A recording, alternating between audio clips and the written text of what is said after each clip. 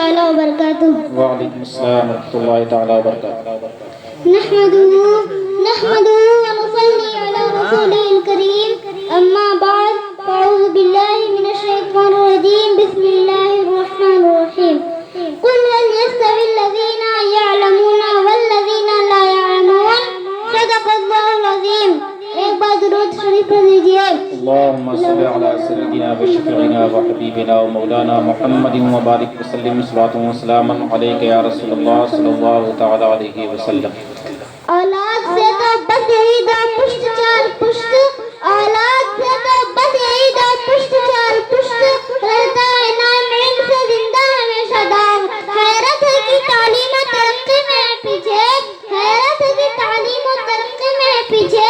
جس قوم کا آغاز ہی اقرا سے ہوا تھا. علم و ہنر سے پاتی ہے انسانیت فروغ. علم و ہنر سے پاتی ہے انسانیت فروغ. انسان زندہ لاش ہے تعلیم کے بغیر. بے شک میری تقریر کا عنوان اسلام میں تعلیم کی اہمیت ہے.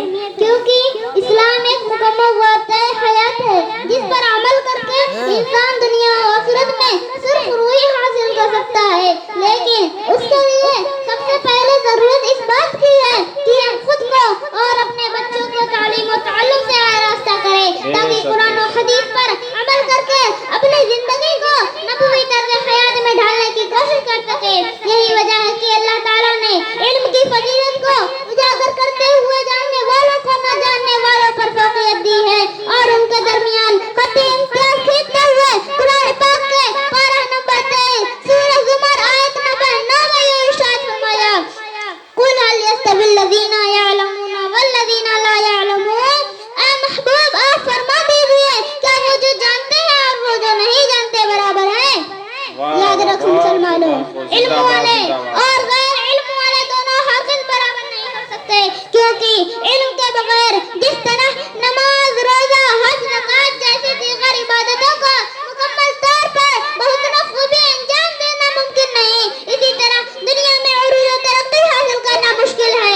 یہی وجہ ہے کہ مذہب اسلام نے تعلیم و تعلم پر مکمل زور دیا ہے. مذہب اسلام میں تعلیم کی اہمیت کا اندازہ اس بات سے لگایا جا سکتا ہے کہ اللہ تعالیٰ نے قرآن مقدس کی ابتدائی لفظ اقرا سے فرمائی جس کا مطلب ہوتا ہے پڑھو. پھر جب ہمارا حضور نبی اکرم صلی اللہ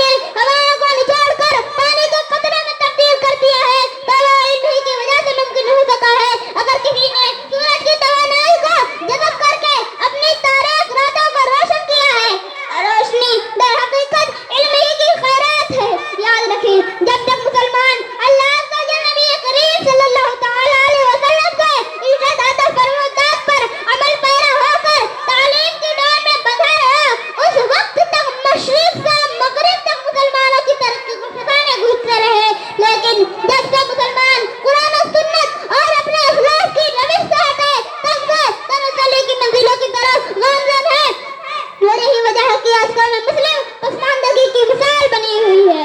محترم سامعین کرام، کیا آپ جانتے ہیں کہ اسی قوم مسلم نے اپنے تعلیمی عروج کے دور میں دنیا کو کیسی کیسی چیزیں دی ہیں؟ اگر ہم آج دنیا کی موجودہ ترقیات سے قوم مسلم کی خدمات کو نکال لیں تو یہ دنیا نہ تو مہذب رہ سکے گی اور نہ ہی ترقی یافتہ، مگر ہم نے اپنے اس سنہرے ماضی کو نہ صرف فراموش کر دیا بلکہ اس سے اپنا رشتہ بھی توڑ لیا ہے۔ پوری دنیا کی بات تو دور، اگر ہم صرف اپنے ہندوستان کی بات کریں تو معلوم ہوا کہ ہم نے ماضی میں عظیم خدمات انجام دی ہیں اور ہندوستان کی تعمیر و ترقی کے لیے ہر ممکن کوشش کرتے رہے، پھر جب ہماری محنتیں رنگ لائیں تو ہندوستان کو سونے کی چڑیا کہا جانے لگا، مگر حیرت ہے کہ تعلیم و ترقی میں ہے پیچھے، حیرت ہے کہ تعلیم و ترقی میں ہے پیچھے جس قوم کا آغاز ہی اقرا سے ہوا۔ واہ واہ واہ، یقین مانے اگر ہم آج بھی اپنا رشتہ تعلیم تک منسلک کر لیں تو دن دور نہیں جب دنیا کی نکیل ہمارے ہاتھوں میں بے ہوگی۔ شک بے شک، اللہ تعالیٰ کے فرامین اور رسول اللہ صلی اللہ تعالیٰ علیہ وسلم کے ارشادات یوں ہی نہیں بلکہ ہمیں بتا رہے ہیں کہ تعلیم کے بغیر زندگی کا مقصد حل نہیں ہو سکتا اور ہم کامیاب و ترقی یافتہ قوم نہیں بن سکتے، اس لیے ہمیں چاہیے کہ تعلیم سے اپنا رشتہ مضبوط کریں اور دنیا اور آخرت میں سرفرائی کا سامان جمع کریں، کیونکہ